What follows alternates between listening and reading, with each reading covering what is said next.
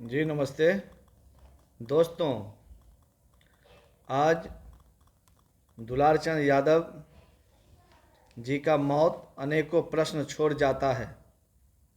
आपने देखा है किस तरह से सुशासन बाबू की सरकार यानी सुशासन की सरकार किस तरह से एक यादव सामाजिक कार्यकर्ता को गोली मारकर हत्या कर दिया है। इस सुशासन की सरकार में सुशासन बाबू की सरकार ने और यूं कहे कि बिहार के छोटे सरकार ने अपने हाथों से गोली मारा है। प्रश्न यह है कि जिसकी राजनीति का जन्म ही अपराधियों के बल पर होता है, जो अपने विरोधियों को अपराधियों से बदला लेने के लिए कानून बनवाता है और फिर अपने राजनीतिक लाभ के लिए अपराधी को जेल से निकालकर टिकट देता है, वह सुशासन बाबू कैसे हो सकता है। लेकिन ये लोग डर दिखाते हैं लालू यादव के नाम से जंगल राज का। आखिर जंगल राज क्या था? गरीबों का राज था, वंचितों का राज था, शोषितों का राज था।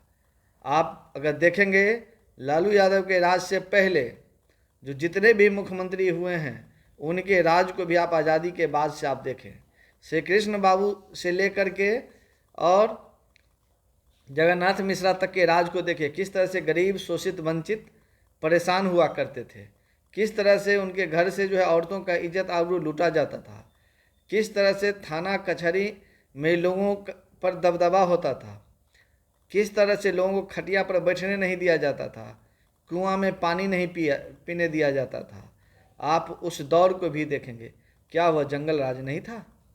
लेकिन जब गरीब, शोषित, वंचितों का राज आया तो उसका नाम जंगल राज रख दिया गया। दोस्तों, आप देखेंगे बिहार चुनाव आयोग रिपोर्ट 2000 ईस्वी द हिंद लाइव जो संसर्ग ठाकुर की है, उस किताब का अगर कुछ अंश अगर आप देखेंगे, उस किताब का अगर कुछ अंश को अगर पढ़ेंगे, तब आपको समझ में आएगा कि आखिर ये जंगल राज क्या था, आखिर ये गरीबों का मसीहा का राज क्या था, ये शोषित, वंचितों और उसके लिए काम करने वाले लोगों का राज क्या था। आप जब इस रूप में अगर देखेंगे तब आपको लगेगा कि देश किस रूप में और कहाँ जा रहा है। अगर आप 7 दिन की सत्ता की अगर बात करेंगे, जब नीतीश कुमार 2000 में आए थे और 7 दिन की उनकी सत्ता हुआ करती थी, उन 7 दिनों की अगर आप बात करेंगे तो आप देखेंगे कि किस तरह से बाहुबलियों ने 7 दिनों के लिए जो है नीतीश कुमार जी को मुख्यमंत्री बनाया था। यह घटना है फरवरी 2000 की, और बिहार में राष्ट्रपति शासन लगा हुआ था, वह हटता है। बिहार विधानसभा चुनाव में लालू यादव जी की आरजेडी पार्टी सबसे बड़ी पार्टी के रूप में 124 सीट लेकर आता है। नीतीश कुमार जी की जो समता पार्टी थी उसको सिर्फ 34 सीटें मिलती है और बीजेपी को 67 सीट। कुल मिलाकर एनडीए के पास 110 से 115 कुछ विधायक, बाहुबली विधायक उनके पास होता है, यानी बहुमत से वो 150 दूर होते हैं। लेकिन केंद्र में जो अटल बिहारी वाजपेयी जी की जो सरकार थी, उनके इशारे पर एनडीए सरकार, उन्होंने इशारा किया और बताया कि लालू यादव जी को, जो गरीबों के मसीहा हैं, शोषित वंचितों के नायक हैं, जो जननायक है, उनको हर हाल में रोको। और इसको रोकने के लिए उन्होंने एक गुप्त हथियार चाहिए था। उस हथियार का नाम था बाहुबलियों का मसल पावर। और उन्होंने बताया, नीतीश कुमार जी को बताया कि पहला सौदा आप अपराधी से करो। जब तक आप अपराधी से अगर पहला सौदा अगर नहीं करोगे, तब तक आप इसमें आगे आप नहीं बढ़ सकते हो। उन्होंने ये बताया कि पहला सौदा आप मुन्ना शुक्ला से करो, जो अपराध का बादशाह माना जाता था, जो 10 से 15 बूथ उनके माध्यम से कैप्चरिंग करवाई, अपने गुर्गे के माध्यम से वोटरों को धमकाया और एनडीए के पक्ष में वोट डलवाया। 7 निर्दलीय विधायकों को पटना बुलाकर नीतीश कुमार ने अपने समर्थन में उसको शामिल करवाया और होटल में बंद करवा दिया। बदले में नीतीश कुमार ने अनंत सिंह को कहा कि आगे मैं तुम्हें सत्ता में रखूंगा और तुम्हें जेल से बाहर भी करूंगा और तुम्हें टिकट भी दूंगा। और हाथ जोड़ करके नीतीश कुमार ने उनको कहा कि आने वाले दिनों में हम आपके साथ हैं। दूसरा सौदा उन्होंने प्रभुनाथ सिंह के साथ किया, जो महाराजगंज का शहंशाह कहे जाते थे, जो आरजेडी छोड़कर एनडीए में आए थे। उन पर दर्जनों हत्या और अपहरण का केस था, यूं कहे तो 18 केस माना जाता था। वे अपने 22 गुर्गों के साथ विधायक को पीछे लगाया, जो एनडीए के थे उन्हें डराया, जो आरजेडी के साथ था उनको धमकाया। और 3 मार्च को जब शपथ ग्रहण हुआ तो 5 निर्दलीय विधायक को होटल में फिर बंद कराया, ताकि आरजेडी के लोग उन्हें खरीद नहीं सके। बदले में उन्होंने कहा कि मैं तुम्हें मंत्री बना दूंगा। अब आप समझ सकते हैं किस तरह से खेला चल रहा था बाहुबलियों का, किस तरह से बाहुबली से जुड़ करके सुशासन बाबू बिहार में सुशासन ला रहे थे, आप समझ सकते हैं। तीसरा सौदा उन्होंने अनंत सिंह के साथ किया, जो मोकामा का मुन्ना भाई माना जाता था। वो मौत का सौदागर कहा जाता था। वो उस समय छोटा बाहुबली थे, लेकिन मोकामा बिहटा में उनका दबदबा था। अपने 300 गुर्गों से वो पटना के 8 विधानसभा क्षेत्रों में कई सैकड़ों बूथों को उन्होंने छापा और एनडीए के पक्ष में वोट करवाया। उस चुनाव को कहा जाता था टीएन सेशन का चक्र।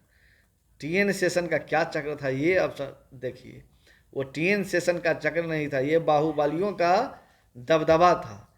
और नीतीश के नामांकन दिन पटना के एयरपोर्ट से राजभवन तक जो रैली निकली थी, उसका माहौल भी आप उस समय के टीवी चैनलों से आप देख सकते हैं। बदले में नीतीश कुमार ने उन्हें वादा किया कि मैं 2005 में तुम्हें टिकट भी दूंगा और तुम्हें जेल से बाहर भी करूंगा। 3 मार्च 2000 ईस्वी को जब शपथ होता है, तो नीतीश कुमार के पीछे जिस समय नीतीश कुमार शपथ ले रहे थे, तो उनके पीछे खड़े थे मुन्ना शुक्ला मुस्कुराते हुए, प्रभुनाथ सिंह हाथ में पान लिए और अनंत सिंह सुरक्षा घेरे में। नीतीश के पास कुल 121 विधायकों का लिखित समर्थन था, जिसमें 19 बाहुबली और उनके निर्दलीय समर्थित उम्मीदवार शामिल थे। लेकिन जब 10 मार्च को विश्वास मत हासिल करने की बातें हुई, तो उस दिन लालू जी ने भी कुछ करामात कर दिखा दिया। लालू जी ने भी कुछ खेला किया। लालू जी ने 20 विधायकों को अपने में मिला लिया और 7 बाहुबली विधायकों को भी शामिल कर लिया। उन्होंने मुन्ना शुक्ला से अचानक बात करके पाला बदलवा लिया। प्रभुनाथ सिंह गायब हो गए और अनंत सिंह विधानसभा के बाहर खड़े होकर तमाशा देखते रह गए। परिणाम, नीतीश कुमार हारे और 7 दिन बाद इस्तीफा दे दिए। लेकिन बाहुबलियों का समर्थन पाने वाले नीतीश कुमार सुशासन बाबू कैसे हो सकते हैं? उन्होंने वहीं अपराध पर जो है राजनीति करने की ठानी और उन्होंने इस देश को अपराधियों के चरित्र को, क्रियाकलाप को सुशासन का नाम दिया। और साल 2005 में फिर वे सत्ता में लौटे और बहुमत के साथ आए। भूले नहीं थे कि मुन्ना शुक्ला, प्रभुनाथ सिंह और अनंत सिंह को उन्होंने इन तीनों को कानूनी ट्रायल के माध्यम बनाकर उन्हें अपने प्रति वफादार बनाया। उन्हें जेल के भीतर भेजकर फिर अपने लिए समर्थन के लिए तैयार किया और वो सुशासन बाबू कहलाए। वर्ष 2005 में उन्हें फिर सत्ता डगमगाती हुई दिखी। फिर उन्होंने बाहुबलियों का साथ लिया। अब आप देख सकते हैं कि वर्ष 2025 में अब उन्हें लगा कि मेरी सत्ता अब जाने वाली है, महागठबंधन की सत्ता आने वाली है, आरजेडी गठबंधन से मुख्यमंत्री बनेंगे तेजस्वी यादव को युवा, नौजवान, छात्र, महिला सारे लोग उन्हें पसंद करने लगे हैं। तब फिर उन्होंने फिर बाहुबलियों का सहारा लेना शुरू कर दिया। अनंत सिंह को उन्होंने बेल पर बाहर किया और मोकामा से उन्होंने टिकट दे दिया। अब आप समझ सकते हैं, जो अनंत सिंह कहा था कि नीतीश कुमार को मैं पटक करके कलेजा चूर दूंगा, और जेल से बाहर उन्होंने कानून बना करके उसको बाहर किया। जो आनंद मोहन ने कहा था कि मैं नीतीश कुमार को घुटनों के बल पर ला दूंगा, उन्हें बर्बाद कर दूंगा, अब वह आदमी आज के डेट में उनके साथ है। अब आप समझ सकते हैं किस तरह से बाहुबलियों को उन्होंने जोड़ा है, किस तरह से बाहुबलियों का उन्होंने सहयोग लिया है, किस तरह से उन्होंने चुनाव आचार संहिता का जो को ठेगा दिखाया है। और फिर अभी आप देख सकते हैं कि अनंत सिंह ने बिहार में कोहराम मचा रखा है। मोकामा में आचार संहिता का उल्लंघन करते 40-50 गाड़ियों के साथ निजी हथियार और राइफल के साथ चल रहे हैं, दहशत फैला रहे हैं। सरकार खामोश होकर के देख रही है। उसके साथ ऑलरेडी पुलिस का एस्कॉर्ट घूम रहा है और चुनाव आयोग खामोश है। बंदूकें के नाल के आगे जनता डरी और सहमी है, चुप है। 40-50 गाड़ियों का सशस्त्र काफिला लगातार निकल रहा है। अभी आप देखेंगे जनसुराज पार्टी के साथ खड़े होने वाले दुलार चंद यादव से टकरा जाता है, और दुलार चंद यादव को अनंत सिंह जैसे आदमी उन्हें गोली मारता है और उन्हें गिरा देता है, और फिर उनके देह पर जो है गाड़ी से उनको रौंद दिया जाता है। यह प्रश्न छोड़ता है, दुलार चंद यादव की मौत बहुत बड़ा क्रांति का श्रेय बन सकता है।